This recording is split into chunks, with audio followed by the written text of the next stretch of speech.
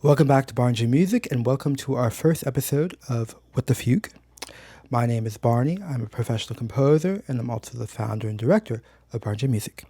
In this series, we will show you what a fugue is, but we're going to try to explain it in a way that everyone can understand.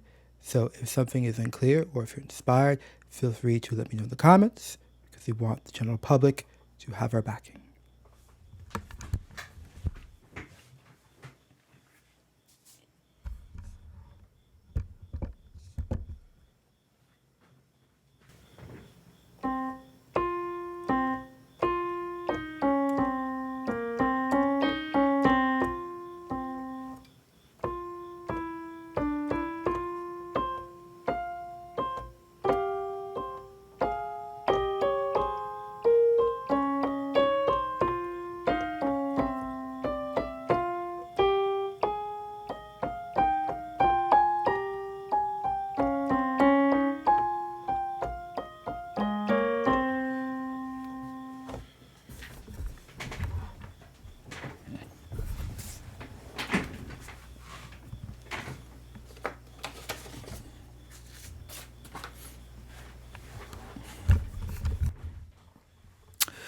So what you just heard is a fugue that I'm currently creating for my opera-ballet called Salammbô. Okay, so we're going to explore what a fugue is while it's actually happening. So how exciting. Okay, so the natural question that arises is, what is a fugue? Okay, got you covered. A fugue is an egalitarian society, but. It is egalitarian not because everyone's equal at the same time, but everyone gets their chance to play the janitor and everyone gets their chance to play the CEO, but not at the same time. So another way to think of the fugue is as a musical puzzle. So that's what we're going to do now is we're going to deconstruct the puzzle.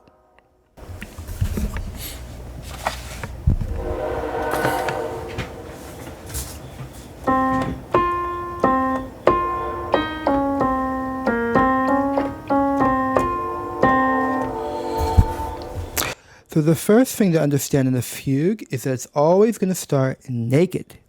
It's always going to start naked, okay? Exposed, bare. That is the key, just the starting key for a fugue. Okay, we're not going to talk about later details. Naked, naked, naked. As opposed to this.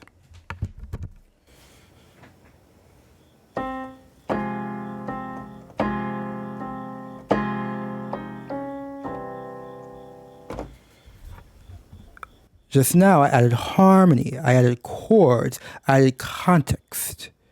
Versus the original. Listen carefully to the difference.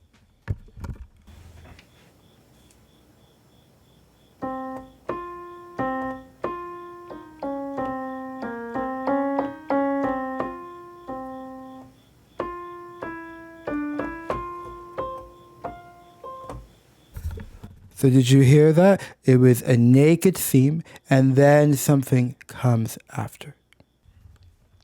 Now, in order to talk more smoothly about fugue, we're going to start throwing in some vocabulary. But this vocabulary is going to be adapted for the general public, okay? So, again, if something isn't clear or if you have questions, please let us know because we want the public to know what a fugue is, okay? So, in musical terms, we call them voices. So this bare entrance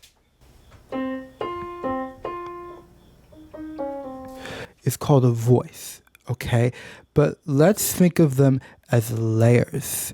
We have the first layer, which is kind of a medium register, and then we have a higher layer that comes in. So I'm going to play again, a little bit faster this time, and notice the layers or voices.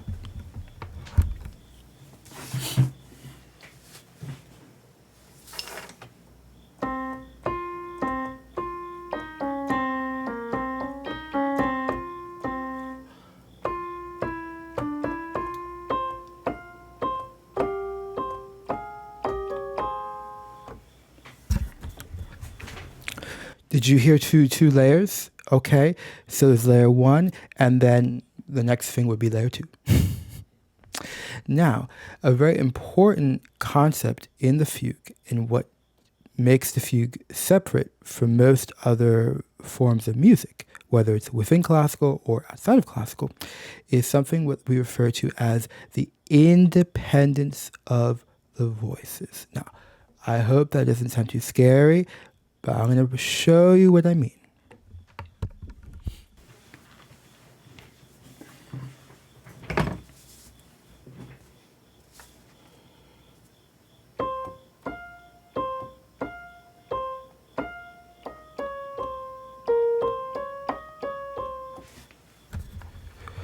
I just played the second voice that entered, okay, the higher voice, naked, okay, by itself. Now, let me play the other voice by itself.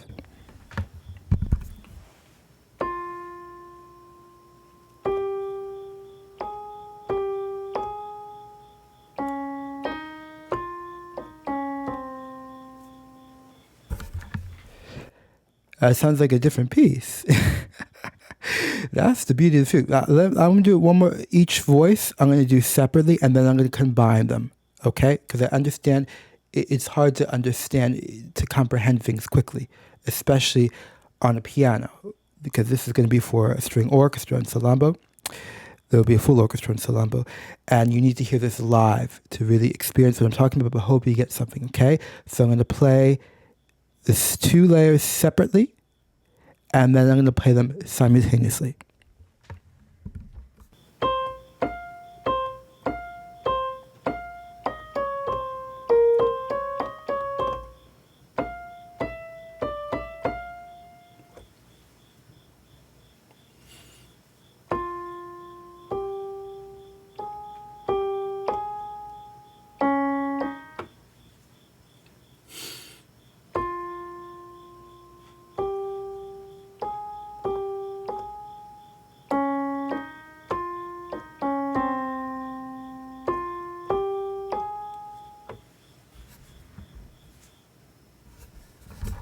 Now let's hear them combined at the same time.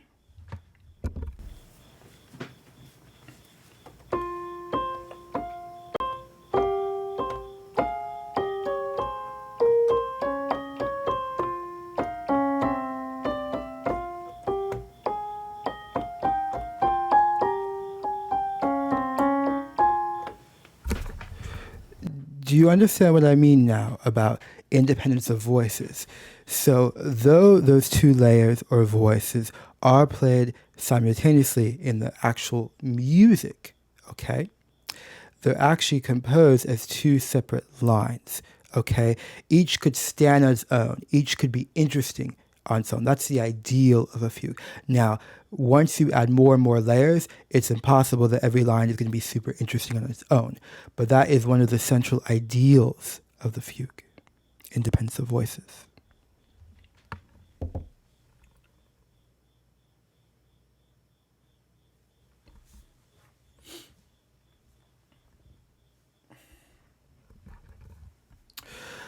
I just want to make super clear, okay, the fugue starts naked, okay? And then we add another voice. In the case of this fugue for Salammbô, I put the voice a little bit higher, but it could come below, okay?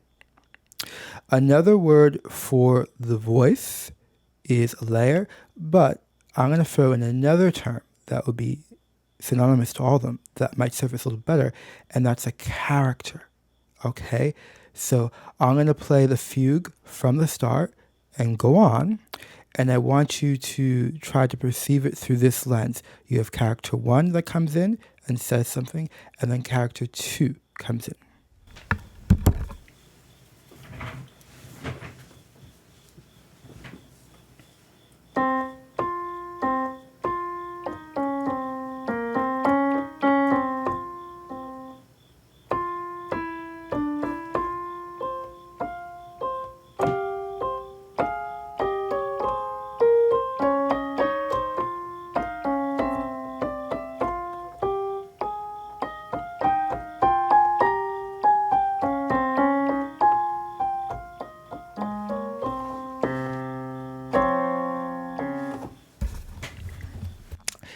Did you hear the characters? The two characters interacting, playing with each other? And then notice I added a third character at the very end, but that's a little bit beyond what we're going to go to today.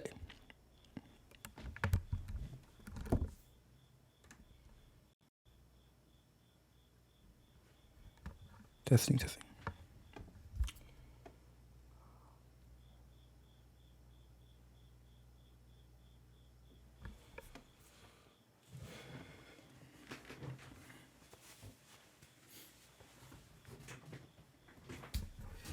Now, I'm going to share a central rule of the fugue.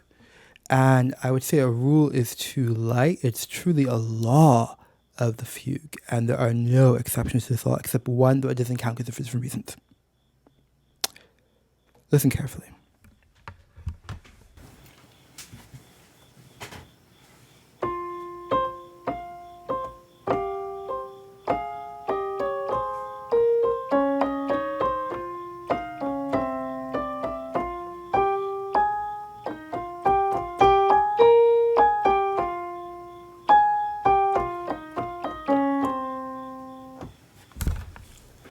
What happened to my fugue? What the fugue is right. Something very, very strange just happened. And I'm going to assume, if I should be so bold, that you sensed something was off, something was strange, something was weird, but you didn't quite know how to articulate it. Okay? So let me play the original, and then I'll play the altered version. This is in the middle of the fugue, but just listen.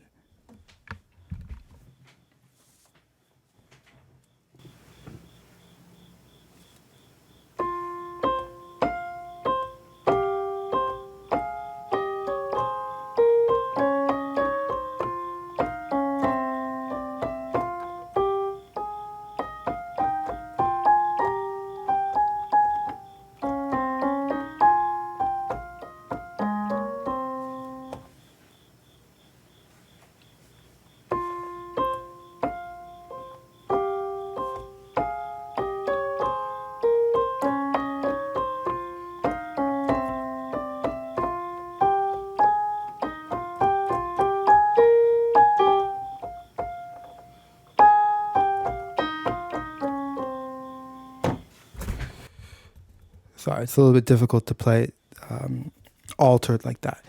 But did you notice something strange in the second way I did it?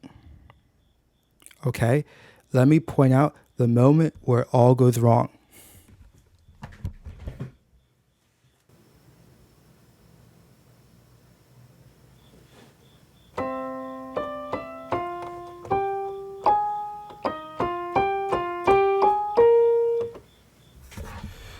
Did you notice that we have one melody now? All of a sudden, they're playing the same thing, right? Previously, we had two different layers, two different characters who had their independence. Listen carefully.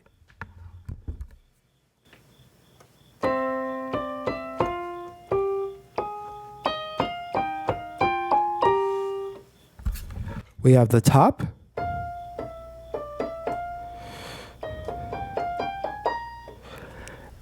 And then we also have the bottom.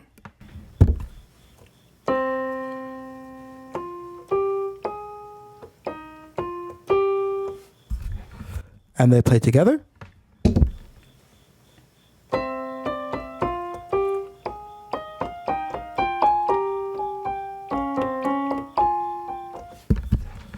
But in the altered version, I didn't have them play their independent material. I had them play exactly the same thing.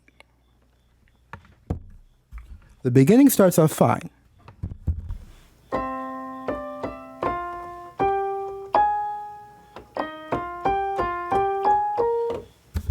Do you notice there's a sudden change, okay? And what you may have sensed without being able to articulate it is that it seems like the music comes to a stop, right? It just becomes very naked all of a sudden. But the nudity was at the very beginning because it starts very exposed. It's a form in which we layer, we add layers on, and then later you'll see when we have too many layers, we start taking them off, okay? But we never go back to just one layer, okay? So that's one of the essential things to understand about a fugue, is it starts off with one layer, but once you have the one layer, once you add another layer, you never go back.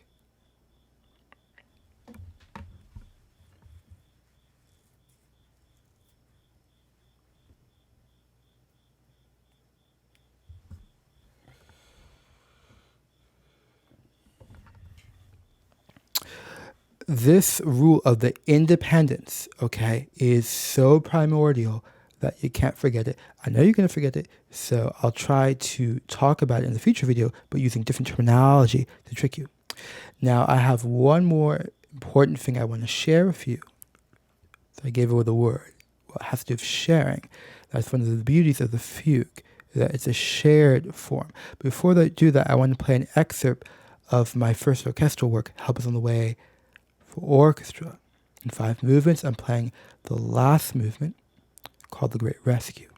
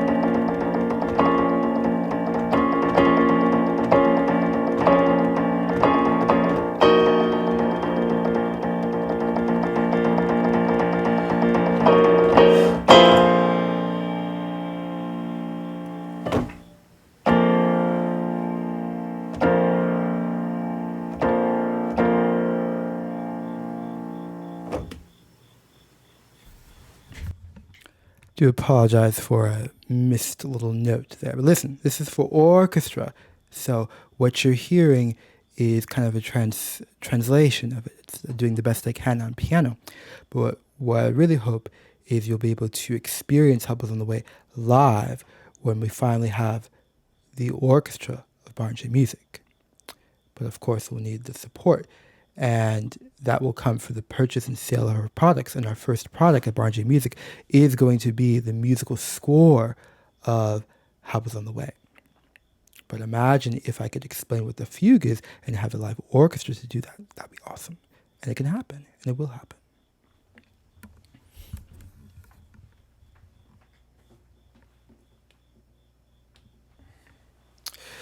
So I hope you're starting to understand the genius of the fugue. I know it can't be understood overnight. It took me, meeting someone who loved the fugue, and that really got me.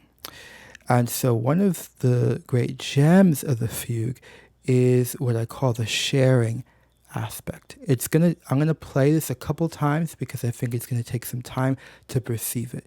Because one of the geniuses of the fugue is that all this stuff goes unperceived. And you're just like, oh, what beautiful music. But when you actually break it down, you see that it's a musical puzzle, like I talked about. Listen carefully.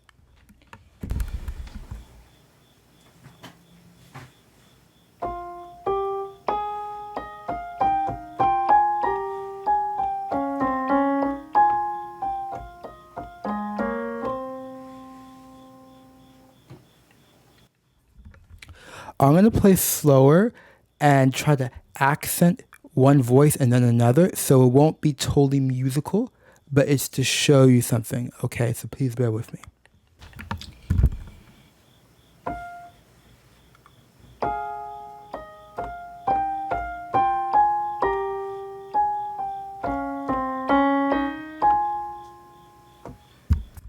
What I wanted to show you is listen to the upper line or voice or character, right? They're synonymous.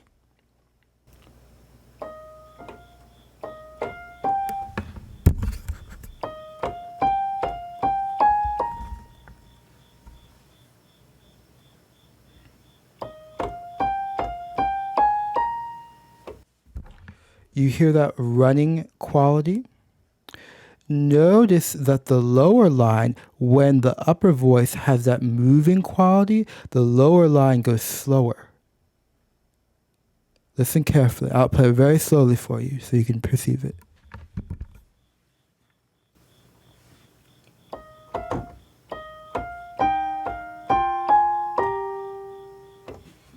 Do you hear the lower line?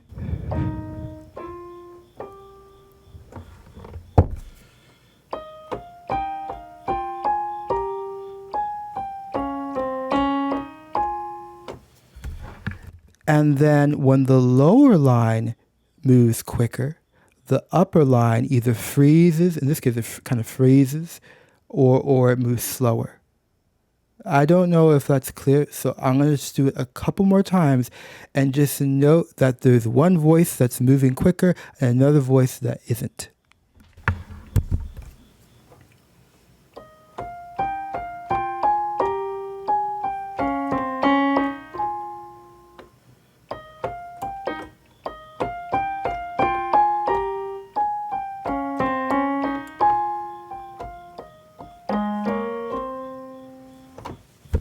And notice how they join together at the very end. Let me put that very, very ending, and you're gonna hear them come together. Listen carefully.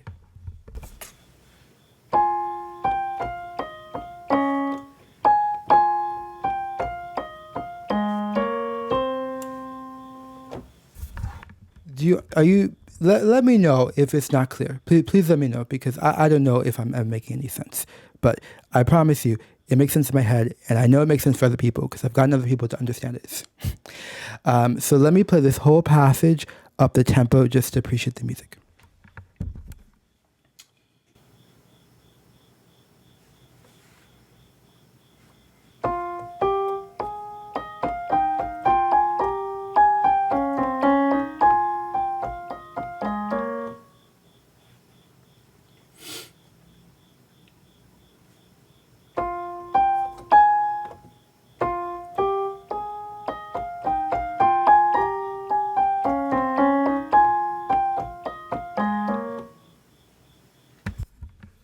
Keep it hanging.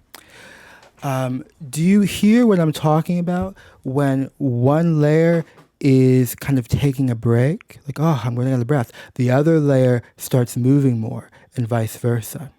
And that is a key component of the fugue, because once you add more and more layers, you can't have them all talking at the same time.